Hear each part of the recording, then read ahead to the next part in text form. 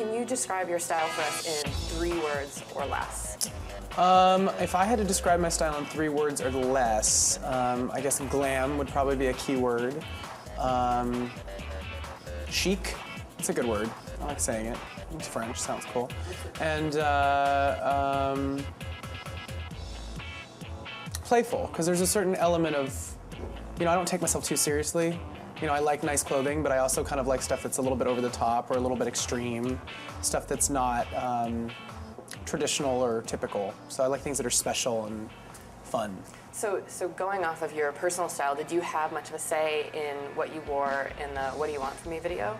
Yeah, actually, I've been working closely with Marjan the stylist on the videos as well, and it was important that the wardrobe really reflected the vibe of the song and also the tone of the video and how it was going to be directed.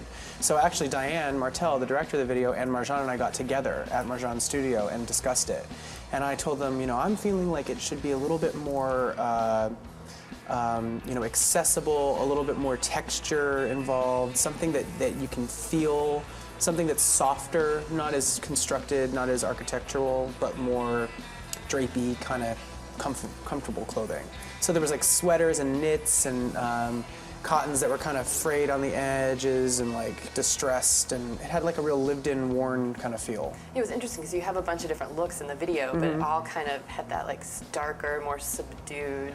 Yeah, I mean, the tone of the song, it's a little more somber, it's a little bit more vulnerable emotionally. And there is a hopefulness to it as well, so it had to have a little bit of glam to it. And there was one scene where I was wearing a suit because I wanted to show coming from like a red carpet event and what that would look like.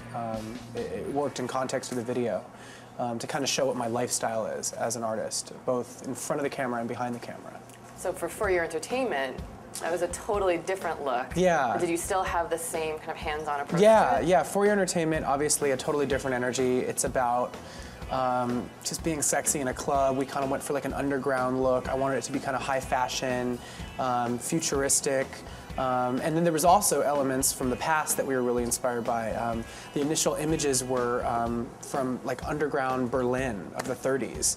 That was like a starting point, and then we modernized it. So there's some elements in there of that, and also some bondage elements, big time bondage, fetishism, little elements of that thrown in a high fashion manner, which I think is something that I've seen a lot in a lot of runway shows, is that bondage has been reinterpreted for high fashion, and that's what we were going for. Yeah, it was very subtle.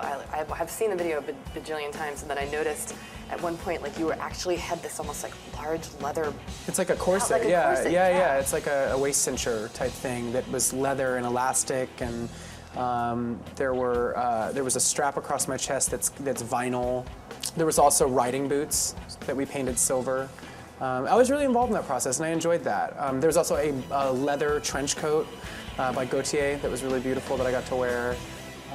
Combat boots, and there was all sorts of things. And I really like dress up. I like costume. I like fashion. So I want that to be a major part of these videos on some level or another. It's fun for you. It's so much fun for me. Yeah, the whole the visual image, the look, both with the fashion, hair, and makeup, are things that I really like to get involved in. So now, before you had a stylist, how did you kind of style yourself or dress on your own, or where did you shop? How did you cultivate that image? Before all this lifestyle change, Idol, and my recording career, I obviously still loved to play dress up, and my budget was a little less. I didn't have that much money. I wasn't wearing designers so much. But I did a lot of like secondhand shopping, and I would find things. I live in Los Angeles, and I'd find things. There's a store called Wasteland on Melrose that I really love. Jet Rag is another good store. I'd find a lot of secondhand things that were either vintage or that were just resale items. Mixing with costume elements, I would go to costume stores, and I have friends that are designers around town that do kind of weird underground tribal fashion that I kind of pulled from.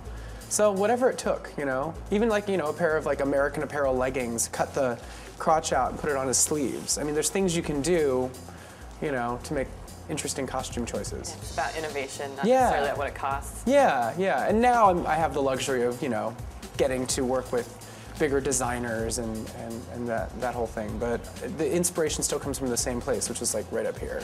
Have you splurged on any big purchases? You know, I've done a couple of swipes of the credit card that were kind of disturbing. You know, I bought a jacket and I remember kind of going, God, it doesn't look like it's worth that much, but I really love it. But God, that's a lot of money.